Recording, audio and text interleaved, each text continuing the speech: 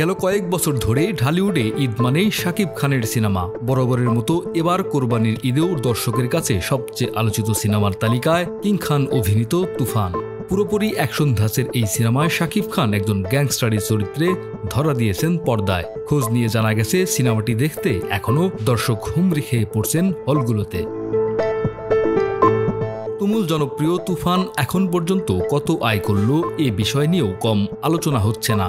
কারণ শাকিব এক সংবাদ সম্মেলনে বলেছিলেন, ছবিটি যদি 100 কোটি টাকা আয় করে তাহলে পারিশ্রমিক হিসেবে তাকে দিতে হবে 25 কোটি টাকা। সত্যি আজ মনে হচ্ছে 100 কোটি 25% কিন্তু this is the first time আমি আমার রেমুনারেশন 100 কোটিতে 25 কোটি, 200 কোটি হলে 50 কোটি। পরিচালক রায়হান রাফি জানিয়েছিলেন, বিগত 20 বছরের প্রথম সপ্তাহের আয়ের সব রেকর্ড ভেঙেছে তুফান। হল ডিস্ট্রিবিউশন বলছে গত 20 বছর এরকম সেল হয় নাই। তো এখন আমরা বলছি না আমরা অমুক রেকর্ড ভেঙে দিয়েছি, সব রেকর্ড ভেঙে দিয়েছি, ওরা বলতে চাই না। দেখেন, বেদেমে জোস্তার জায়গায় বেদেমে জোস্তা আছে। বেদেমে জোস্তা ওরকম ব্যবসা না করলে আরও ভালো সিনেমা হতো না। তুফানের জায়গায় তুফান, কেউ কারো সিনেমাকে ছোট করতে পারে না। বেদেমে জোস্তার জায়গায় আছে, প্রিয়তমার জায়গায় আছে, তুফানের জায়গায়। অফিসিয়ালি আয়ের তথ্য জানানোর কথা থাকলেও তা জানানো হয়নি। তবে আনঅফিসিয়ালি জানানো হয়েছে, এখন পর্যন্ত ছবির আয় প্রায় 32 কোটি টাকা। কিন্তু আয়ের এই তথ্য নিয়ে শুরু হয়েছে নানা আলোচনা সমালোচনা। অনেকেই বলছেন, যত আয় বলা হচ্ছে তার অর্ধেকও এখন পর্যন্ত হয়নি। তবে ছবিটি যে ভালো ব্যবসা করছে তা নিয়ে কোনো সন্দেহ নেই।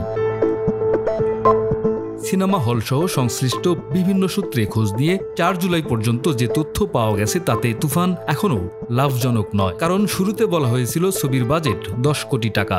যদি তাই হয় তাহলে ছবির আয় এখনও 10 কোটির বেশি না।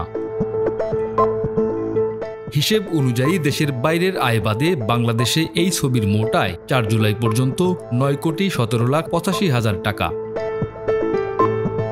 এর মধ্যে সিঙ্গেল স্ক্রিন থেকে টেবিল কালেকশন 2,22,00,000 টাকা, ডিজিটাল প্ল্যাটফর্ম থেকে আয় 1 কোটি টাকা, মাল্টিপ্লেক্স থেকে আয় 5,95,85,000 টাকা।